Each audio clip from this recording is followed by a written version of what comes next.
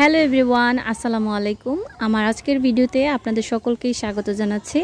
আজকে আমি আপনাদের সাথে মিষ্টি আলুর ডগা দিয়ে খুবই মজার একটা ভাজি শেয়ার করব। এই ভাজিটা আমি মাছ দিয়ে তৈরি করেছি আর এটা খেতে খুবই মজার হয়ে থাকে। চলুন তাহলে আপনাদের সাথে শেয়ার করছি এটা আমি কিভাবে তৈরি করলাম।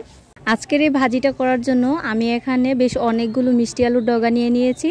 আর এখানে যেই ডগাগুলোকে আমি ব্যবহার করব এগুলো একেবারেই কচি অংশটাকে নিয়েছি। আর এখন এই ডগাটার যে নিচের অংশটা আছে সেটাকে আমি ফেলে দিচ্ছি, আর বাকি যে অংশগুলো আছে সেগুলোকে ছোট ছোট করে আমি কেটে নিচ্ছি। আর যখনই সবগুলো ডগা সুন্দর করে কাটা হয়ে যাবে তখন আমি এগুলোকে ভালো করে ধুয়ে নিব। আর এখন এগুলোকে আমি একপাশে রেখে দিচ্ছি। এবার চুলার মধ্যে একটা কড়াই বসিয়ে শাক অনুযায়ী আমি পরিমাণ মতো অল্প একটু তেল দিয়ে দিলাম।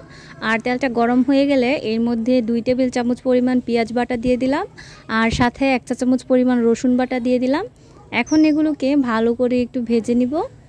আর যখনই এগুলো ভালো করে ভাজা হয়ে যাবে এবং এর কাঁচা স্মেলটা চলে যাবে তখনই এর মধ্যে আমি স্বাদমতো লবণ দিয়ে দিচ্ছি 1/2 চা চামচ পরিমাণ মরিচ গুঁড়া, আর সাথে 1 চা চামচ পরিমাণ দিয়ে দিচ্ছি হলুদ গুঁড়া। এখন এর মধ্যে অল্প একটু পরিমাণ মতো পানি দিয়ে দিচ্ছি। আর পানির সাথে মশলাটাকে ভালো করে একটু নেড়ে চেড়ে এর মধ্যে আমি 2 চাক পরিমাণ মাছ দিয়ে দিচ্ছি। আর আপনারা চাইলে এখানে মাছের ডিমটাকেও ব্যবহার করতে পারেন। আর এখন এটাকে ঢাকনা দিয়ে ঢেকে মাছটাকে সিদ্ধ করে নিব। আর মাছটা যখন সিদ্ধ হয়ে যাবে তখনই এই মাছটাকে আমি চুলা থেকে নামিয়ে রাখছি। আর এখন এটাকে একপাশে রেখে ভালো করে ঠান্ডা করে নিব। এবার এই ঝোলের মধ্যে পরিষ্কার করে ধুয়ে রাখা মিষ্টি আলুর ডগাগুলোকে দিয়ে দিচ্ছি। আর এখন এটাকে ভালো করে মশলার সাথে মিশিয়ে কিছুক্ষণের জন্য ঢাকনা দিয়ে ঢেকে দিব। আর এদিকে আমি মাছগুলো থেকে এর কাঁটাগুলোকে আলাদা করে নেব। আর এখন একটা চামচের সাহায্যে মাছগুলোকে আমি একটু ভেঙে ভেঙে নিয়েছি। এবারে মাছটা থেকে এর কাঁটাগুলোকে ফেলে দিচ্ছি, আর সাথে এর যে চামড়াটা আছে সেটাকে আমি ফেলে দিয়েছি।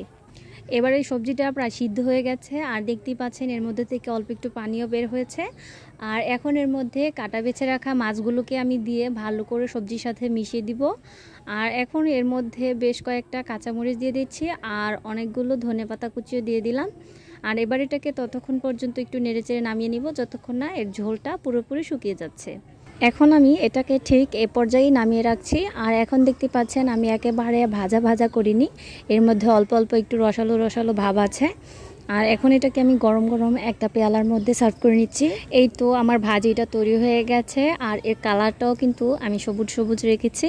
আর এটা খেতে এত মজার হয়ে থাকে, যদি একবার ট্রাই না করেন তাহলে আপনারা অবশ্যই বুঝতে পারবেন না। রেসিপিটা কিন্তু বাসায় অবশ্যই একবার হলো ট্রাই করবেন। আর যদি ভালো লেগে থাকে অবশ্যই লাইক, কমেন্ট এবং শেয়ার করবেন। আল্লাহ হাফেজ।